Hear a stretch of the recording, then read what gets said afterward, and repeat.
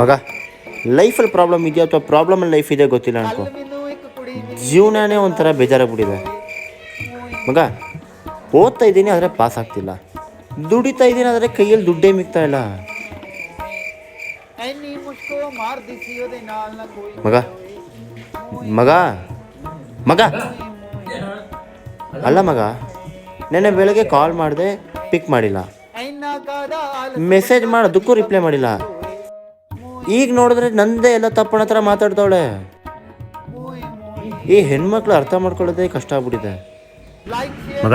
ಅವಳು ಬಿಟ್ಟೋದ್ಮೇಲೆ ನೀನೇನ್ಕೊ ನನ್ನ ಜೊತೆಲಿ ನಿಂತಿದ್ದು.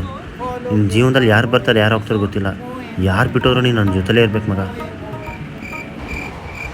ದೇವ್ರೆ ನೀನೇ ಹೇಳು, ತಪ್ಪು ನಂದ ನಿಂದ?